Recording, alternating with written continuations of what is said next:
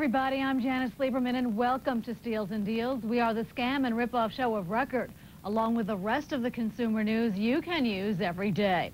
Up first, what happens when something that's supposed to be safe maims or kills? In part 2 of our special report on the safety of America's elevators and escalators, Bob Pisani shows us how some elevator inspections may be getting the shaft. Bob. Hi, Janice. There's an estimated 600,000 elevators operating across the country. And while they are considered to be one of the safest forms of transportation, you're not immune from danger, even horror. We want to warn you that what you'll hear from one woman may be hard for some viewers to take. The man's head was at my feet, jumping up and down. It was like a scene out of a horror film. The head was peeled. It was very small. It didn't have any hair. It didn't have anything. Maricela Castro remembers every gruesome detail of that day, January 6th, 1995. It was the day she saw this man, James Chenot, decapitated by an out-of-control elevator. Chenot was killed while trying to rescue Castro and 3 other passengers from the elevator. It had rocketed upwards with the doors wide open. I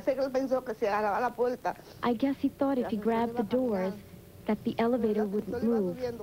But the elevator kept on moving with the doors open. It was a decision to aid others that cost James Chenot his life. According to government statistics, more than 17,000 Americans are injured in accidents related to escalators and elevators each year. Most of these injuries occur when riders trip or fall, but elevator inspectors we've talked to say that part of the problem lies in the way elevators are inspected and maintained. When you go out and you do an inspection, and it's very obvious that the elevator could not have passed a previous inspection, and the records indicate that it had, it becomes a real concern.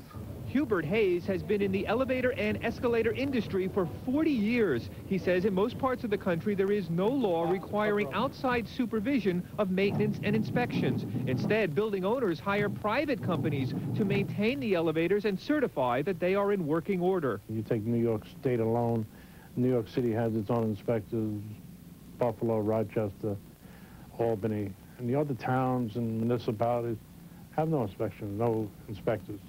It's left to the contractor, it's left to whoever. And that's wrong? Oh, it's wrong. You can't self-inspect. George Straykosh is vice chairman of an industry committee that sets elevator standards. Such allegations are not new to him. Self-inspection is only as good as the qualification of the person and the responsibility of the person doing it. A conscientious elevator maintenance company is going to ensure that that elevator meets the safety requirements written into the code. I mean, they just can't afford not to. But even if your elevator has been inspected, that doesn't necessarily mean that it's safe. Building owners are ultimately responsible for elevator maintenance, but elevator inspectors we've talked to say that building owners sometimes defer needed maintenance. And we're not just talking about small-time landlords here. After the New York City Public Advocate Office received complaints about elevators in public housing, they launched an investigation of their own. They found an extraordinarily high rate of elevator accidents in city-owned buildings. Their report revealed that the rate of malfunctioning strongly suggests that their maintenance is inadequate and that the inspection procedures are not as stringent as they should be. We did an investigation and found that 40% of the time that there is an accident in a city-owned public housing, the elevator was out of compliance with the standards for the city. It was dangerous. The elevator Maricela Castro and James Chenot were riding in was located in a city-owned building. And even though it's been nearly a year since the tragedy, an explanation has yet to be given for what went terribly wrong. He didn't have to lose his life. That was something that should not have happened.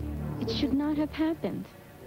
Now, the New York City Department of Buildings has not yet released its final report on the reasons behind the Chenot accident. and the elevator's manufacturer has declined to comment. Janice? Bob, after working on this story and seeing these horrors, how do you personally feel about riding in an elevator or escalator? You know, I still think that elevators and escalators are indeed among the safest forms of public transportation, but there's a real debate going on in the elevator community about how these kinds of dreadful accidents might be prevented. Now, tomorrow we're going to tell you a little bit more about some safety devices that may have possibly prevented James Chino's death.